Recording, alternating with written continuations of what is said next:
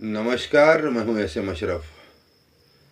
आज बात कर्नाटक के उस सड़क की जिस पर सफ़र करने वाले लोगों से लिया जाने वाला टोल अब एक बड़े राजनीतिक और कानूनी विवाद का मुद्दा बन गया है। मामला है नाइस रोड का, यानी Bengaluru Mysuru infrastructure corridor project. केंद्रीय मंत्री एच.डी. कुमारस्वामी ने राज्य सरकार को 2 हफ्ते की डेडलाइन देने की बात कही है। उन्होंने लोगों, खासकर युवाओं और किसानों से इस मुद्दे पर आवाज़ उठाने की अपील की है। और सबसे बड़ी बात, कुमारस्वामी ने वाहन चालकों से नाइस रोड पर टोल नहीं देने की अपील तक कर दी है। लेकिन सवाल है, क्या लोग वाकई टोल देना बंद कर सकते हैं? क्या सरकार नाइस प्रोजेक्ट को अपने हाथ में ले सकती है? और आखिर इस पूरे मामले में कर्नाटक हाई कोर्ट ने क्या कहा? सबसे पहले समझिए कि मामला शुरू कहाँ से हुआ। नाइस प्रोजेक्ट को बेंगलुरु मैसूरू इंफ्रास्ट्रक्चर कॉरिडोर के नाम से भी जाना जाता है। इस प्रोजेक्ट का मकसद बेंगलुरु और मैसूरू के बीच बेहतर इंफ्रास्ट्रक्चर और तेज़ ट्रांसपोर्ट कनेक्टिविटी तैयार करना था। लेकिन समय के साथ ये प्रोजेक्ट सिर्फ सड़क और टोल तक सीमित नहीं रहा। इसके साथ land acquisition, farmers compensation, township, peripherals road और टोल कलेक्शन जैसे कई मुद्दे जुड़ते चले गए। और अब यही पूरा मामला कर्नाटक हाई कोर्ट की टिप्पणियों के बाद फिर से चर्चा में है। 29 जुलाई को कर्नाटक हाई कोर्ट ने प्रोजेक्ट में गंभीर गड़बड़ियों पर चिंता जताई। कोर्ट ने इस प्रोजेक्ट को लेकर बेहद सख्त टिप्पणी की और इसे राज्य के बड़े घोटालों में से एक बताया। इसके साथ ही कोर्ट ने मामले की इंडिपेंडेंट इन्वेस्टिगेशन और प्रोजेक्ट के अकाउंट्स के फॉरेंसिक ऑडिट की ज़रूरत की बात कही। यानी मामला सिर्फ सड़क की गुणवत्ता या टोल रेट का नहीं है। मामला प्रोजेक्ट की पूरी व्यवस्था और उसके फाइनेंशियल तथा लैंड रिलेटेड मामलों तक पहुंच गया है। अब आते हैं एच.डी. कुमारस्वामी के बयान पर। जेडीएस के जेपी भवन में मीडिया कॉन्फ्रेंस के दौरान कुमारस्वामी ने राज्य सरकार पर सीधे सवाल उठाए। उन्होंने कहा कि अगर कोर्ट ने नाइस कंपनी की कार्य प्रणाली पर गंभीर सवाल उठाए हैं तो सरकार को अब कार्रवाई करनी चाहिए। कुमारस्वामी का दावा है कि कोर्ट की टिप्पणियों के बाद नाइस टोल कलेक्शन को रोका जाना चाहिए और इसी वजह से उन्होंने वाहन चालकों से टोल नहीं देने की अपील की। यहाँ बयान काफ़ी महत्वपूर्ण है क्योंकि टोल किसी भी सड़क परियोजना की फाइनेंशियल व्यवस्था का हिस्सा होता है। लेकिन अगर कोई राजनीतिक नेता लोगों से टोल न देने की अपील करता है तो उसके साथ एक बड़ा सवाल भी खड़ा होता है। क्या आम लोगों को कानून अपने हाथ में लेना चाहिए? का जवाब साफ है। किसी भी कोर्ट ऑर्डर या गवर्नमेंट नोटिफिकेशन के बिना आम लोगों को खुद से कानून तोड़ने का रास्ता नहीं अपनाना चाहिए। कुमारस्वामी की राजनीतिक अपील अपनी जगह है, लेकिन टोल को लेकर अंतिम और लागू होने वाला फैसला संबंधित सरकारी और कानूनी प्रक्रिया से ही आएगा।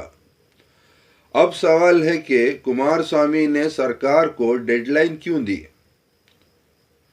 कुमारस्वामी ने कहा कि वे राज्य सरकार को इस मामले में कार्रवाई करने के लिए समय देंगे।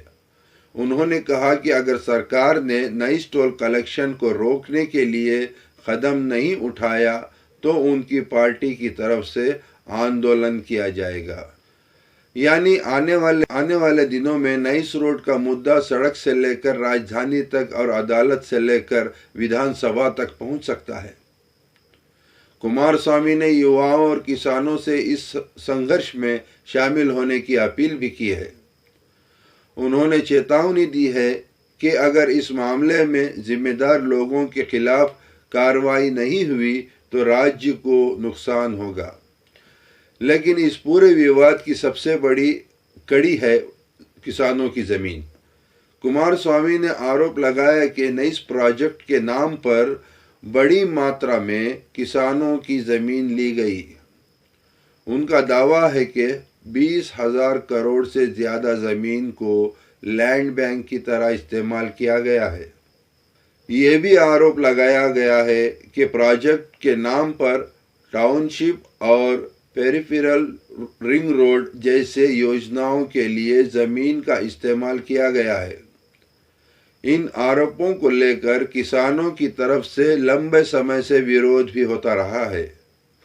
कुमारस्वामी का कहना है कि किसानों के साथ अन्याय हुआ है, लेकिन यहाँ एक बात समझना जरूरी है। ये कुमारस्वामी के गंभीर आरोप हैं। इन आरोपों की अलग अलग जांच और कानूनी प्रक्रिया के जरिए पुष्टि होना जरूरी है और इसी वजह से हाईकोर्ट की टिप्पणियां इस पूरे मामले में अहम हो जाती हैं। अब बात करते हैं उस हाउस कमेटी की जिसकी रिपोर्ट भी इस मामले में महत्वपूर्ण है। सीनियर एमएलए टीबी जयचंद्र की अध्यक्षता में बनी हाउस कमेटी ने सिफारिश की है कि सरकार नइस प्रोजेक्ट को अपने हाथ में ले। यानी एक तरफ कोर्ट की गंभीर टिप्पणियां हैं, दूसरी तरफ हाउस कमेटी की रिकमेंडेशन है और तीसरी तरफ केंद्रीय मंत्री एच.डी. कुमारस्वामी का सरकार पर दबाव है। ऐसे में अब गेंद कर्नाटक गवर्नमेंट के पोल में है। सरकार क्या फैसला लेती है ये आने वाले दिनों में साफ होगा। अब एक और सवाल, नइस प्रोजेक्ट की शुरुआत कैसे हुई?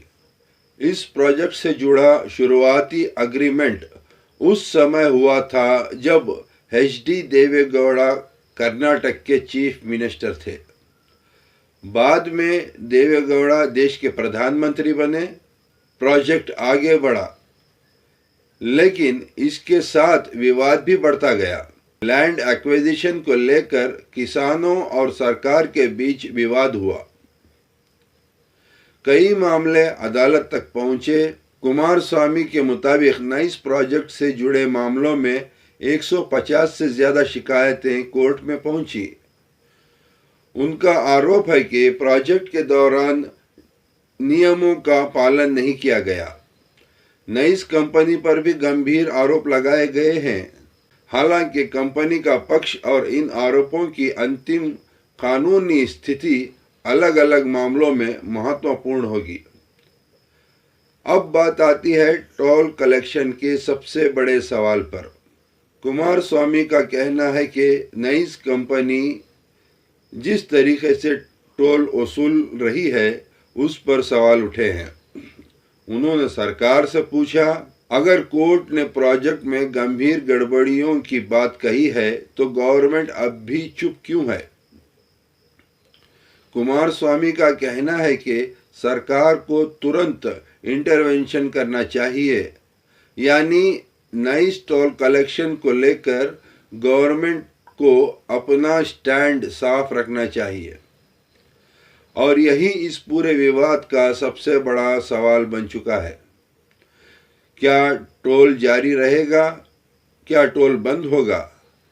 क्या सरकार प्रोजेक्ट अपने हाथ में लेगी या फिर मामला एक बार फिर कोर्ट में जाएगा? कुमारस्वामी ने एक और मामले का जिक्र किया। उन्होंने बेंगलुरु के होस्केरेहल्ली इलाके में नइस जंक्शन के पास जमीन और एनओसी से जुड़े सवाल उठाए। उन्होंने सवाल किया कि अगर किसी जमीन पर नइस कंपनी ने एनओसी दिया तो इस जमीन पर अधिकार किसका था और कंपनी किसी डेवलपर को एनओसी किस आधार पर दे सकती है। ये सवाल उन्होंने राज्य सरकार के सामने रखा है। लेकिन इन आरोपों की वास्तविकता क्या है ये डॉक्यूमेंट्स और जांच से ही तय होगा। इसलिए इस पूरे मामले में कोर्ट रिकॉर्ड्स गवर्नमेंट डॉक्यूमेंट्स और जांच के निष्कर्ष सबसे महत्वपूर्ण होंगे। नाइस रोड बेंगलुरु के आसपास रहने वाले लाखों लोगों के लिए सिर्फ एक सड़क नहीं है, यहाँ रोजाना हजारों लोगों के ट्रैवल का हिस्सा है। अगर टोल कलेक्शन को लेकर विवाद बढ़ता है तो इसका सीधा असर कम्यूटर्स पर पड़ सकता है। अगर गवर्नमेंट और कंपनी के बीच विवाद बढ़ता है तो इंफ्रास्ट्रक्चर प्रोजेक्ट की पूरी व्यवस्था पर सवाल उठेंगे।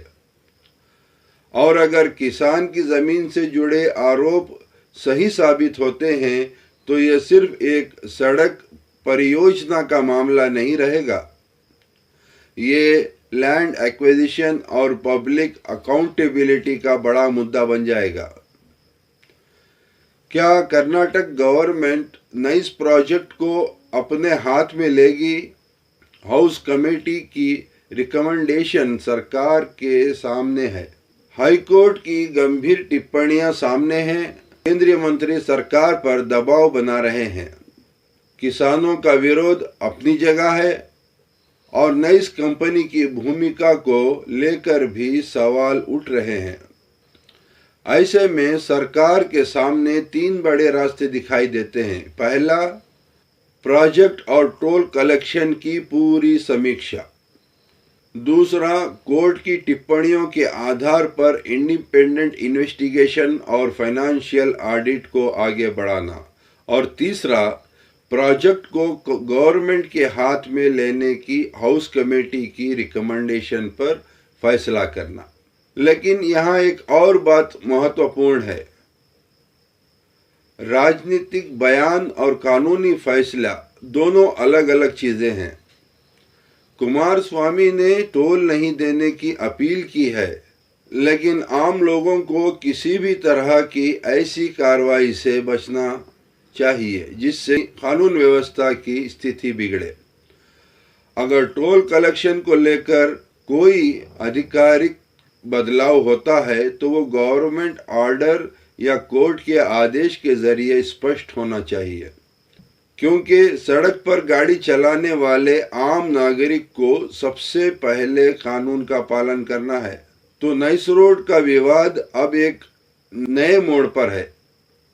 एक तरफ कर्नाटक हाई कोर्ट की सख्त टिप्पणियां, दूसरी तरफ हाउस कमेटी की रिकमेंडेशन, तीसरी तरफ किसान की शिकायतें और अब केंद्रीय मंत्री HD कुमारस्वामी की सरकार को डेडलाइन और आंदोलन की चेतावनी। यानी आने वाले दिन इस मामले के लिए काफी अहम हो सकते हैं। सरकार अब क्या कदम उठाती है? क्या नाइस टोल कलेक्शन पर कोई फैसला होगा?